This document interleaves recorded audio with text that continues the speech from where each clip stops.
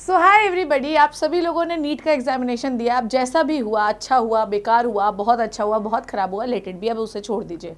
पर अगर आपने अपना भरा है आईआईटी का एग्ज़ाम जिससे आपको मिलते हैं आइजर, या आपने भरा है नेस्ट का एग्जामिनेशन जिससे आपको सीईबीएस मुंबई या आपको नाइजर भुवनेश्वर मिलने वाला है, तो कृपया करके ये बात बिल्कुल ध्यान से सुन लीजिए और ये वीडियो अपने सारे दोस्तों को शेयर कर लीजिए। आप सभी लोगों को पता है कि दोनों का एग्जामिनेशन 6 और 7 जून को एक एक दिन के बाद है और बहुत सारे बच्चों ने दोनों एग्जामिनेशन जो है वो भरे हुए हैं। आज मैं आपको बताती हूँ कि वो कौन से टॉपिक्स हैं जो आपको इन कुछ दिनों में, कुछ एक महीने में रिवाइज करने हैं। मैं आपको ये भी बताऊंगी कि आपको कितने घंटे पढ़ना है।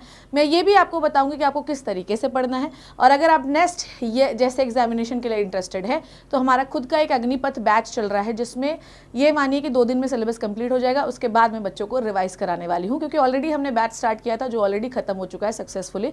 3-4 क्लासेस के बाद वो ऑलरेडी खत्म हो जाएगा। देन मैं बच्चों को क्वेश्चन प्रैक्टिस और रिविजन करवाऊंगी। तो इफ़ यू वांटेड टू, अगर आप मुझे कमेंट सेक्शन में, अगर आप उस एक महीने में उस बैच का हिस्सा बनना चाहते हैं तो लिंक लगी है, आप जाकर उसका हिस्सा बन सकते हैं। बाय द वे, मेरा नाम है डॉक्टर शिप्रा तिवारी, इस चैनल का नाम है नीट इन्फिनिटी और यहाँ पर मैं आपको पढ़ाती हूँ डिफरेंट एग्जामिनेशंस के लिए biology, mainly NEET, NEST, NISER, IISER जैसे एग्जामिनेशन के लिए। चलिए बिना किसी देरी के शुरू करते हैं कि एक बायोलॉजी का बच्चा और एक मैथ्स का बच्चा जो है वो किस तरीके से प्रिपरेशन करेगा बिना किसी देरी के। ठीक है, चलिए तो सबसे पहले बेसिकली हम लोग डिस्कस कर लेते हैं कि आईआईटी का जो एग्जाम पैटर्न उसमें 60 क्वेश्चन आने वाले हैं, 15 पर सब्जेक्ट।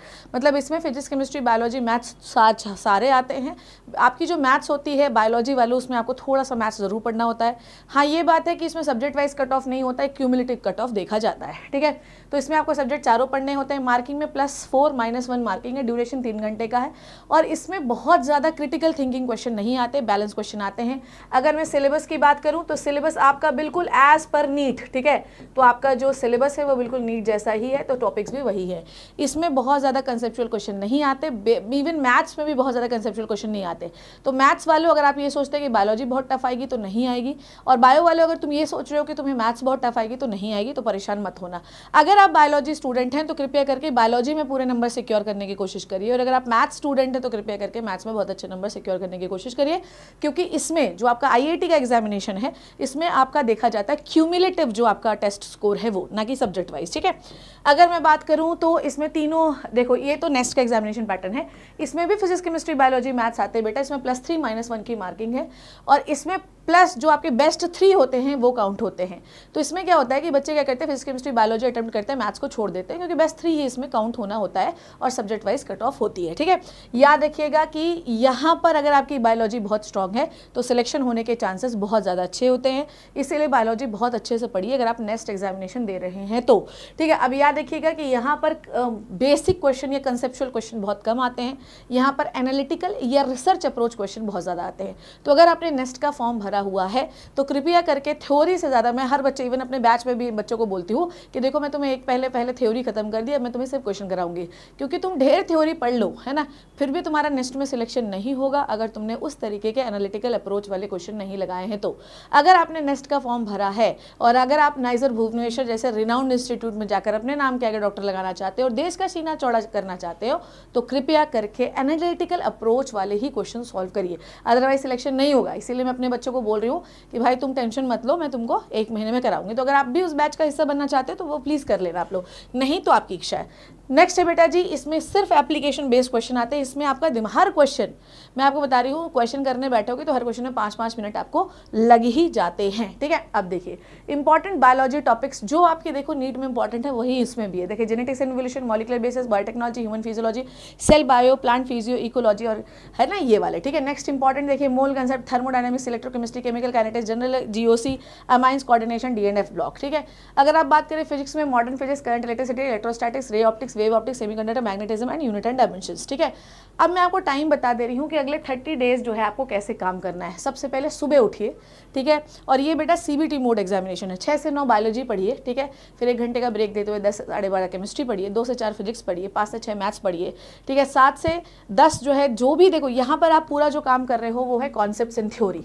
ठीक है, कॉन्सेप्ट्स एंड थ्योरी जो सुबह वाला सेक्शन है वो है कॉन्सेप्ट्स एंड थ्योरी वाला, और उसके बाद 7 से 10 आपको सिर्फ एमसीक्यूज प्रैक्टिस करने हैं with the PYQ. Make sure कि सबके पास पीवाईक्यू जो है वो होने ही होने चाहिए। अगर आपको नेक्स्ट जैसे एग्जामिनेशंस के पीवाईक्यू चाहिए हैं तो कृपया करके आप टेलीग्राम चैनल ज़रूर ज्वाइन कर लीजिए, ये है t.me नीट इन्फिनिटी लाइव। ठीक है, t.me नीट इन्फिनिटी लाइव, है ना, इसको ज्वाइन कर लीजिए। And t.me Shipra Tiwari official. अगर आप मुझसे कोई कांटेक्ट करना चाहते हैं, कोई बैच के बारे में पूछना चाहते हैं, कोई एग्जामिनेशन के बारे में पूछना चाहते हैं, तो आप यहाँ पे ज्वाइन कर सकते हैं, ठीक है। तो मैं आपको नेक्स्ट के एग्जामिनेशन के PYQs इन दोनों चैनल्स पर डाल दूंगी, तो कृपया करके उसे सॉल्व करके देखिएगा कि आपके बस की भी है या नहीं है, ठीक है। नेक्स्ट है बेटा जी, जो भी आपने गलती की है 1 महीने तक, अगर आप ये काम कंसिस्टेंसी से कर लोगे बेटा, तो दोनों में से कोई ना कोई एग्जामिनेशन जो है आपका डेफिनेटली निकल जाएगा। 1 महीना बहुत समय होता है इन एग्जामिनेशंस को निकालने के लिए, ठीक है। नेक्स्ट है बेटा जी, मॉक टेस्ट जरूर दीजिए। आप याद रखिए कि क्योंकि इतना बड़ा मॉक टेस्ट इसका होता नहीं है, तो आप ऑल्टरनेटिवली एक मॉक जरूर दे सकते हैं। 15 IIT की और 15 नेक्स्ट एग्जामिनेशन के मॉक टेस्ट जरूर दीजिए बेटा जी, ठीक है। जो भी गलती आप करते हैं, देखो जब आप सॉल्व करोगे ना क्वेश्चन, तो आपको समझ में आ जाएगा कि किस तरीके के क्वेश्चन जो है आते हैं और किस तरीके के क्वेश्चन मैं गलत कर रहा हूँ। और अगर किसी बच्चे को ये लगता है कि इसमें नीट के तरीके के ही सवाल आते हैं, नो, नेक्स्ट में तो बिल्कुल ही नहीं आते हैं, मैं पहले ही बता दे रही हूँ, ठीक है। और याद रखिएगा कि एक्यूरेसी जो है ये सबसे इंपॉर्टेंट चीज़ है। सबसे इंपॉर्टेंट चीज़, आप सक्सेस कब होंगे, अगर आप NCERT को ढंग से पढ़ते हुए इनके PYQs कर लीजिए। मैं तो कह रही हूँ अगर आप कोई नया क्वेश्चन भी नहीं करते हैं, अगर आप 10 साल के IIT और 10 साल के नेक्स्ट के या 5-5 साल के कर लेते हो, तो आपका काम हो जाएगा। तो इनके PYQs बहुत इंपॉर्टेंट हैं बच्चों जी, ठीक है। अगर आप बायोलॉजी स्टूडेंट हैं तो बायोलॉजी आपकी बिगेस्ट स्ट्रेंथ है दोनों एग्जामिनेशन में। अगर आप 1 महीने तक कंसिस्टेंसी से काम करेंगे तो आपका सिलेक्शन ज़रूर हो जाएगा, ठीक है। तो आप बिल्कुल ये मत सोचना कि मैम अब हमारे पास हमारा नीट तो बिगड़ गया, अब हम कैसे करें।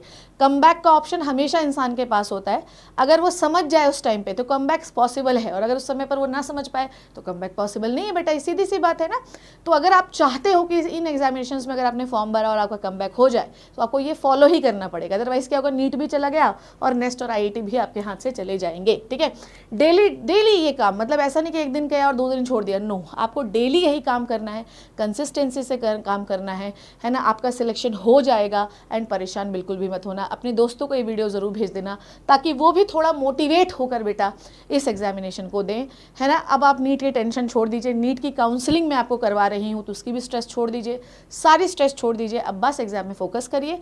और इसी चैनल पे मैं कुछ स्पेशल भी नेक्स्ट वालों के लिए लेके आने वाली हूँ, क्योंकि नीट का एग्जामिनेशन तो हो गया, तो वो भी उस चीज़ के लिए वेट करिए। I hope you learn enjoyed the video. Thank you so much, take care, bye.